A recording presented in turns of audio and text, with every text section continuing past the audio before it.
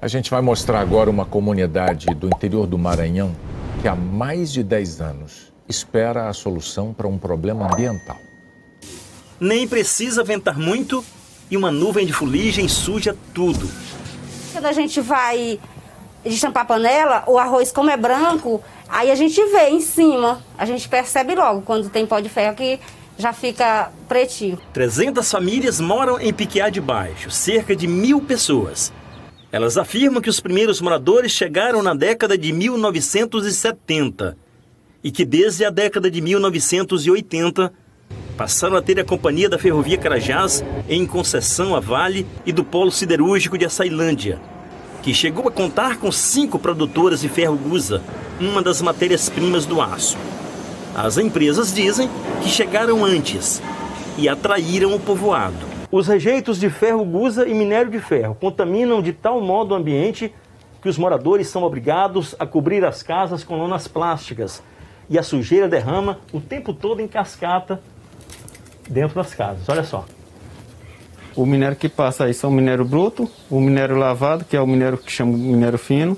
Aí quando bate o vento, desce tudo para cá. Dona Francisca é presidente da Associação dos Moradores e diz que o marido não suportou tanta poluição. Ele faleceu porque ele estava com um pulmão cheio de ferro, de pó de ferro. Ele baldeava sangue quase todos os dias. Os problemas provocados pela poluição foram parar na Justiça. Em 2010, o Ministério Público do Maranhão buscou uma solução.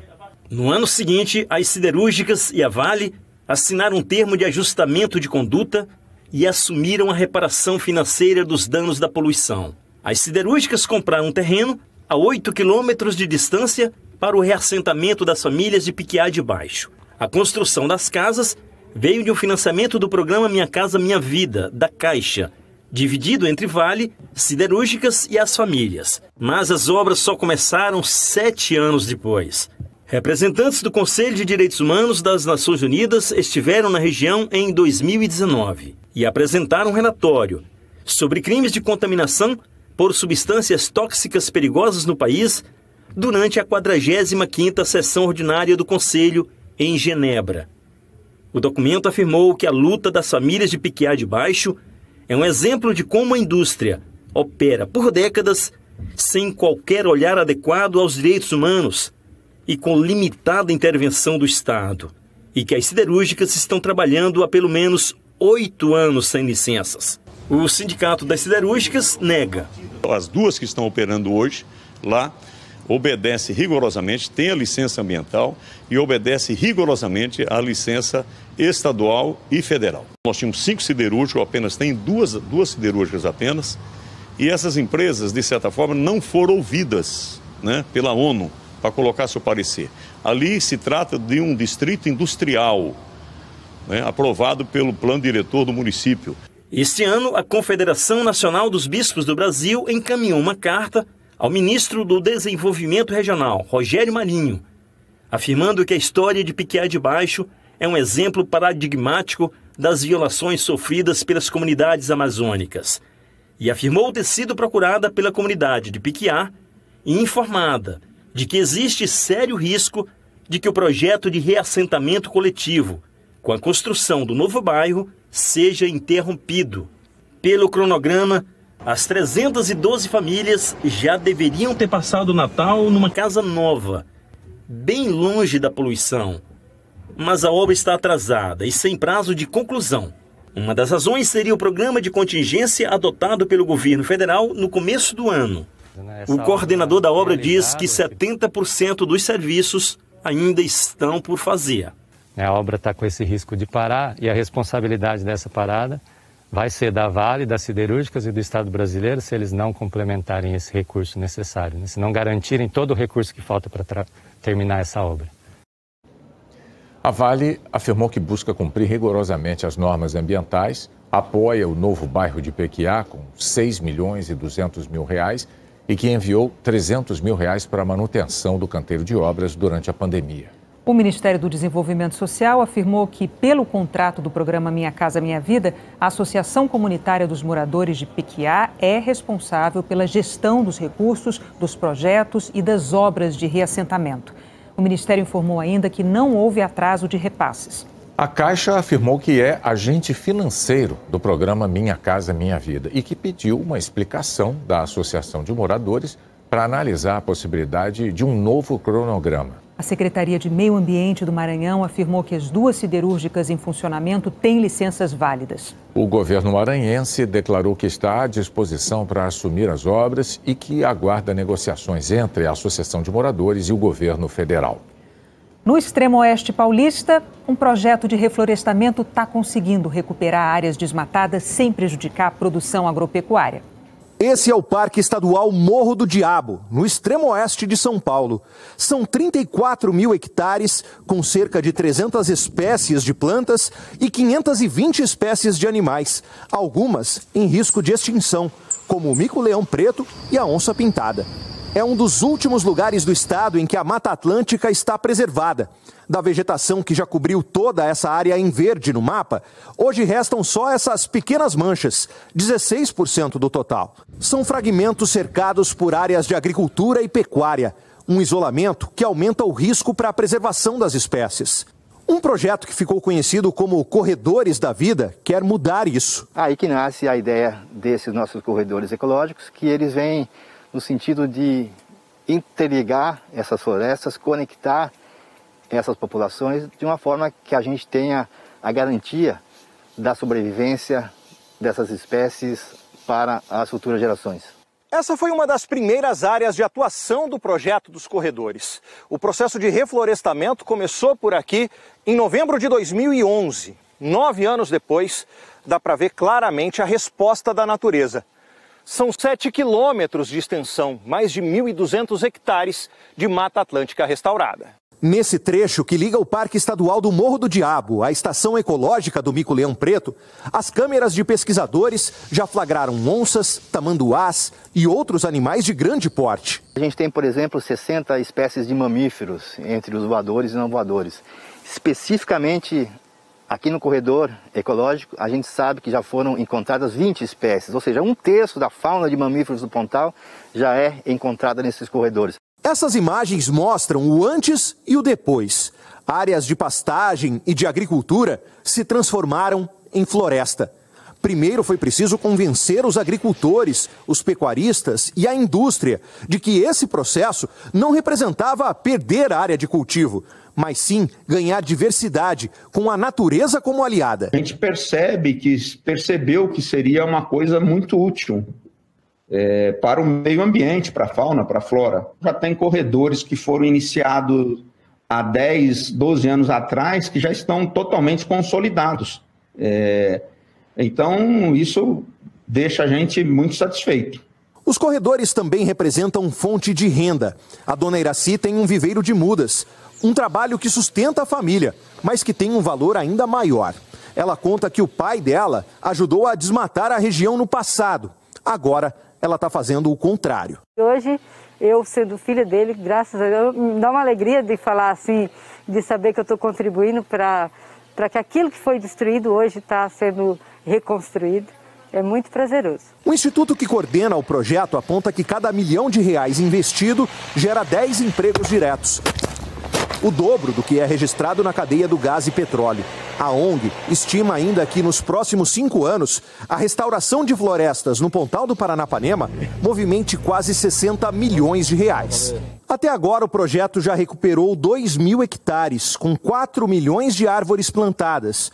Mas os planos são muito mais ambiciosos. A gente tem o mapa dos sonhos, né? Esse mapa tem uma ambição de aproximadamente 60 mil hectares de floresta, que é o passivo ambiental daqui da região do Pontal, em termos de reservas legais e áreas de preservação permanente. E esse passivo está sendo conquistado ao pouco com esse plantio de florestas aqui no Oeste Paulista. Pesquisadores descobriram uma nova espécie de caramujo no litoral do Paraná. Um santuário cercado pelo mar, que esconde nessas ilhotas a evolução de uma espécie. Esse é o Parque Nacional Marinho das Ilhas dos Currais, no litoral do Paraná. Uma área de conservação intacta. O parque tem uma área pequenininha, mas ele é o 3º parque nacional marinho no Brasil. A gente tem também Abrolhos e Fernando de Noronha. Ele tem uma importância singular aqui no litoral do Paraná. O litoral do Paraná tem poucas ilhas. Pesquisadores da Universidade Federal do Paraná estudam a vida marinha no parque desde 2015. Durante uma expedição, encontraram escondida entre as plantas uma surpresa. Foi isso que a gente fez, saiu procurando no detalhe, né, porque eles são pequenos, até encontrar. Mas realmente deu um clique assim, de que podia ser uma espécie nova. Os pesquisadores levaram os caramujos para o laboratório da universidade e durante 1 ano e meio, em parceria com a USP, estudaram a nova espécie. O trabalho dos pesquisadores teve de ser minucioso, já que o caramujo tem em média 3 centímetros e é bastante delicado. Aqui eles analisaram e compararam os caramujos da ilha com os do continente e descobriram que a estrutura corporal do bicho é diferente. Daí a constatação e nasce o caramujo de Currais, uma espécie única no mundo. E no final das contas essas mudanças são tão significativas que você não pode mais chamar do mesmo nome. O discreto caramujinho da ilha paranaense revela um marco na evolução da biodiversidade, que só é possível com a preservação. Quando você consegue preservar uma área, quando você consegue transformar essa área num parque nacional, numa unidade de conservação, você permite que a natureza corra o seu caminho natural. O que é incrível também é saber que em pleno século XXI a gente está descobrindo ainda novas espécies. Isso significa o quê? Significa que a gente não conhece o que a gente tem de biodiversidade no planeta. Vamos saber agora como fica a previsão do tempo para todo o Brasil amanhã? A Eliana Marques conta pra gente. Oi, Eliana, boa noite. Oi, Renata, boa noite para você, boa noite para o Bonner e boa noite a todos. Hoje a Marinha confirmou a formação de uma tempestade subtropical na altura do litoral sul do Brasil. Até o fim da noite, ela pode provocar ventos fortes na costa gaúcha, mas amanhã somente em alto mar. E a chuva vem volumosa entre Roraima e Amazonas. E com risco de temporal também em parte do Pará, de Mato Grosso, de Santa Catarina, do Paraná, de Mato Grosso do Sul, também no sul de Minas e do Rio de Janeiro e em todo o estado de São Paulo. Hoje um raio caiu na pista de pouso e decolagem do Aeroporto Internacional de Viracopos, em Campinas, no interior paulista. A descarga elétrica abriu esse buraco e a pista precisou ser recapeada. Por isso ficou fechada por cerca de 1 hora. Um voo foi desviado e outros 8 atrasaram. Apesar dos transtornos, felizmente ninguém se feriu. E amanhã, Curitiba, São Paulo, Manaus e Boa Vista estão no caminho das tempestades. Essas regiões também têm possibilidade de chuva forte, só que mais isolada. Rio, BH, Campo Grande, Cuiabá e Porto Velho têm condição de pancadas de chuva. Florianópolis também. E neste mês já choveu muito em Floripa. 300 milímetros, bem acima da média do mês. E o risco de deslizamento está moderado ou alto em áreas do leste e do norte catarinense. Renata. Tem algum lugar no Brasil onde não chove amanhã, Eliana? Tem sim, olha, uma parte ali no Rio Grande do Sul, pegando a metade sul do estado, também aqui no litoral do Espírito Santo, no norte de Minas, no leste de Goiás e do Tocantins e em grande parte do Nordeste. Teresina, Fortaleza e Vitória são as únicas capitais sem previsão de chuva. E o sol vai predominar também de Salvador a Natal. Se chover, vai ser chuva passageira, 5, 4 milímetros. E como já estamos na contagem regressiva para o fim do ano, vamos ver como é que fica o tempo nesse fim de 2020. São Paulo e Minas Gerais têm alto risco de temporais nos próximos dias. Em São Paulo, praticamente todo o estado e em Minas, principalmente no sul do estado e no Triângulo Mineiro. No sertão nordestino, continua quente e seco. E nas outras regiões do Brasil, sol e pancadas de chuva. Ou seja, é uma semana aí, Renata, bem com a cara do verão brasileiro, viu? É quente com eventuais pancadas de chuva. Até amanhã. Obrigada, Eliana. Até amanhã. Boa noite. Boa noite. O Campeonato Brasileiro de Futebol de 2020 vai se estender até fevereiro do ano que vem por causa da pandemia. E a disputa dos jogos no calor do verão está preocupando os médicos e os fisiologistas. Faltam 3 dias para 2020 ir embora. Em condições normais, os jogadores e até os torcedores estariam de férias, muitos curtindo as praias. Gol! Só que o Brasileirão desse ano ainda vai longe.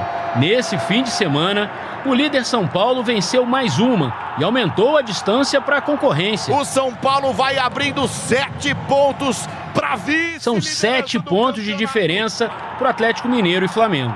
O São Paulo tem o direito de errar 2 vezes, mas nesses erros os adversários têm que se aproveitar e ganhar a partida. Então eu acho uma diferença importante e confortável. Na parte de baixo da tabela, a disputa está mais apertada. A diferença de pontos é bem pequena. O Vasco é o 17º com 3 pontos de diferença para o 13º, que é o Bragantino. Então as possibilidades para cair e para fugir, elas estão muito juntinhas. Sport, Vasco, Bahia, Botafogo, Goiás e Coritiba, esses vão brigar para não cair. A mudança no calendário da atual temporada provocou algo que não acontecia havia muito tempo no nosso futebol. O Campeonato Brasileiro de um ano só terminar no ano seguinte. E por conta disso, os times vão enfrentar alguns desafios importantes, como, por exemplo, jogar durante o verão. São meses muito quentes, nós temos uma alta incidência de chuvas, então nós esperamos campos mais pesados, partidas que muitas vezes vão levar um desgaste físico maior. Além do calor, o pouco intervalo entre as partidas também atrapalha. Mês que vem, serão 6 rodadas em apenas 24 dias. Classificado para a semifinal da Libertadores, o Palmeiras disputará 8 jogos no período e a conta pode chegar a 9, caso avance para a final da competição. E a gente vai ter que criar algumas medidas, como modificar o horário dos treinamentos para que os atletas eles sofram menos desgaste no treinamento, né, em virtude das altas temperaturas. Começa o jogo no Maracanã. Em janeiro de 2001, Vasco e São Caetano decidiram o título do Campeonato Brasileiro do ano anterior no Maracanã. Mas foi apenas esse jogo. Diferentemente de agora, que teremos 11 rodadas, a reta final na estação mais quente. As finais do campeonato aí, janeiro, fevereiro. E aí os cuidados são com hidratação, né? A gente sabe que vão ter as paradas técnicas durante o jogo também. E até nesse ponto, o São Paulo já sabe como fazer. Muita água e bom humor para manter a liderança. A seguir, suspensos os prazos do processo de impeachment do governador afastado do Rio. O menino retirado de um bueiro reencontra bombeiros que o ajudaram na Bahia.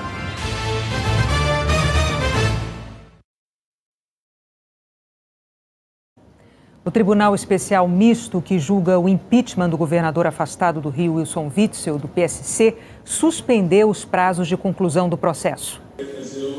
O interrogatório de Wilson Witzel estava marcado para hoje, mas foi suspenso por uma liminar do ministro Alexandre de Moraes, do Supremo Tribunal Federal.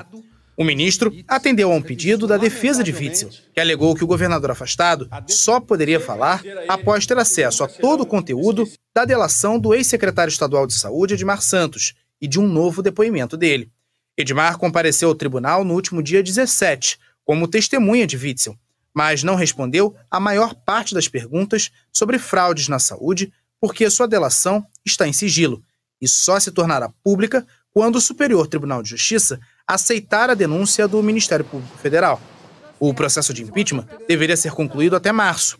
Hoje, após ouvir mais 4 testemunhas, os integrantes do Tribunal Misto decidiram que esse prazo poderá ser estendido. Como o ministro determinou que fosse suspenso o interrogatório, eu propus ao Tribunal Misto que também suspendesse o prazo para a conclusão do processo do impeachment. Se ele continuasse a correr o prazo e lá não recebesse denúncia, a paz poderia pleitear talvez o retorno do governador ao cargo.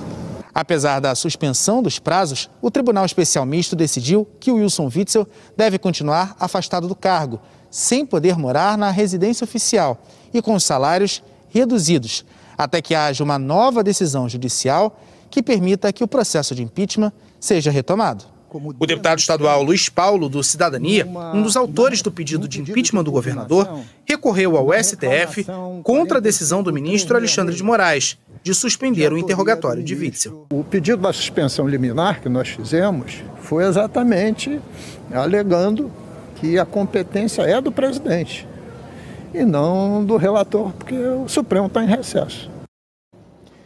Nós entramos em contato com a assessoria do Supremo Tribunal Federal, mas não tivemos retorno. O governador afastado, Wilson Witzel, não quis se manifestar. Foi preso o homem que matou a ex-companheira a tiros em Jaraguá do Sul, Santa Catarina. Paulo Henning, de 42 anos, confessou o crime e se entregou à polícia acompanhado do advogado. Thalia Ferraz, de 23 anos, foi assassinada em frente à família na noite de Natal. Em Salvador, um menino reencontrou bombeiros que participaram de uma operação para tirá-lo de um bueiro.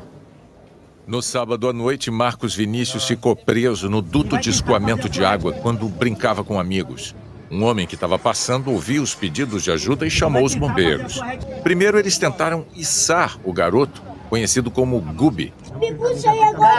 Calma, Bubi, calma. Depois, desceram amarrados a uma corda para puxá-lo, mas não conseguiram porque um pedaço de madeira estava atravessado na tubulação. Fique tranquilo que você vai sair, viu?